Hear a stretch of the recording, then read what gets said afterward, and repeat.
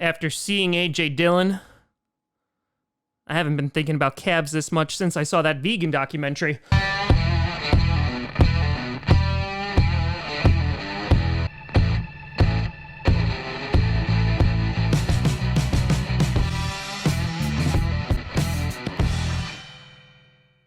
Grossi Posse Packer Nation! Welcome to another episode of Packcast, the podcast where you don't have to be a Packers fan, but it sure does help. I'm your host, Tom. I had to go into work today, so I had to put on pants today. It was gross. Grossi. And today we're going to talk about some major takeaways from the first 2 days of Packers practice. Before we get to that, I want to do a big shout and thank you to some brand new YouTube members. First, we got, oh my God, it's Johnny, who is now a Patreon and a YouTube member. Thank you very much. You got Sebastian Schlufter. Thank you very much. And you have Shays Gottschalk. Thank you very much for the support. It is much appreciated. So the Packers' first practice was on Saturday, in which we put out a video while practice was going on, talk about how Kenny Clark got his $70 million 4-year extension, and today was the second practice, and tomorrow will be the first padded practice. That's right.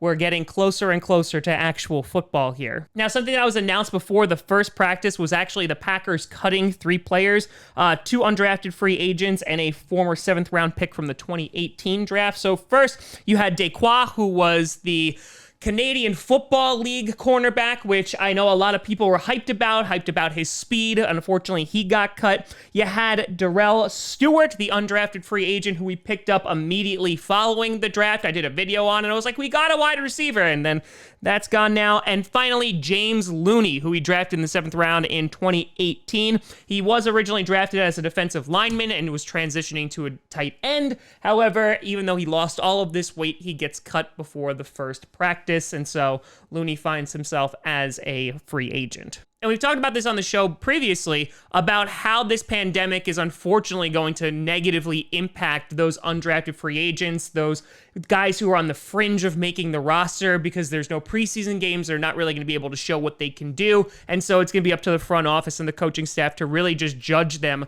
on what's going on in practice. So unfortunately, you're going to see a lot more people get cut who are not going to be given a lot of opportunities. You also saw Jay Sternberger and Mason Crosby returning to practice, so coming off the COVID-19 list, which is a very, very good sign.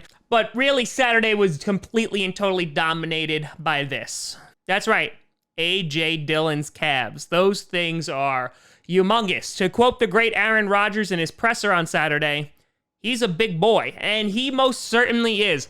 High praise already coming out of practice from guys like Matt LaFleur, Goody, who's comparing him to Eddie Lacy, obviously prime Eddie Lacy. Also comments coming out about his size and how he's still able to move. He was actually able to catch some balls today, and so if he's going to be able to be a natural pass catcher, then oh boy, watch out, because you don't want to stop that choo-choo train. In addition, you had guys like Dexter Williams showing off his speed, trying to make a roster spot. Tyler Irvin, who on Saturday lined up with the wide receivers. Now, Tyler Irvin, I would imagine, is going to make the team this year just because he came in last year and completely rejuvenated that limp, cold, dead corpse that was a kick return or a punt return game. Swervin Irvin also provides, a nice little change of pace in the backfield. He was on his presser today saying, I don't want to put myself in a box of like what I am if I'm a returner or a running back or a wide receiver. I'm just there to play football. I would imagine he's going to make a spot and be that designated returner guy. You also saw high praise coming out today about Vernon Scott and how he was able to use his speed and constantly be where the ball was. So that was great news. You had Rashawn Gary reporting to camp in amazing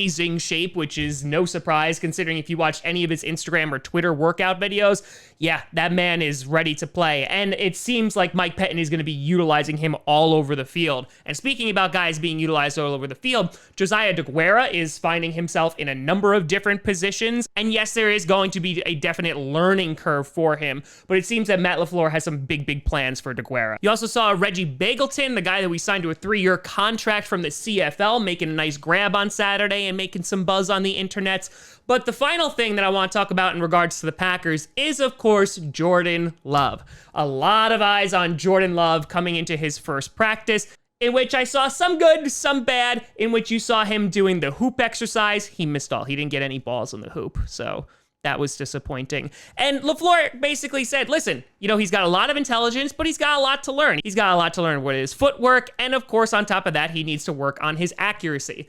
Now, I can already hear the critics go, wait a minute, Jordan Love, he didn't get no balls in the hoop. This who we drafted? Can't even get one ball in the hoop. We all knew that Jordan Love was going to be a project. And to that end, Tim Boyle's coming out here and flinging the ball, showing that he is the number 2 guy. And so Jordan Love, as I said already, this entire season should be him sitting on a bench and just learning as much as he possibly can. There should be no expectations for Jordan Love this season. None whatsoever.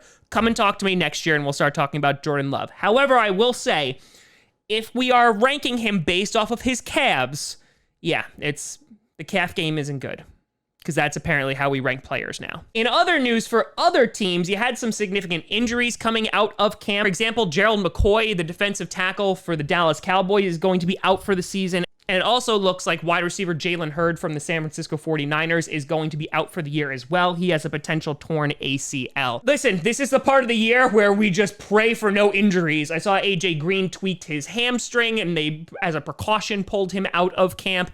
And so a good day is we get through with nobody on the injury list. That's what we aim for every single day, especially now if there's no preseason games. Yeah, we just need to get to September as healthy as humanly possible as they ramp up to the start of the season. So while there are no fans, and that means that I am not there at training camp, it's good to have some resemblance of Packers football return to us. But let me know what you think down in the comments below. Tomorrow you got the full padded practice, and it should be fun. Let me know what you think. You can always find me at TomGrossiComedy.com or at TomGrossiComedy on all social media. See down below. Check out podcasts on SoundCloud, iTunes, Google Play Music, Spotify, and of course YouTube. And a big shout and thank you to all the patrons over at patreon.com/TomGrossiComedy.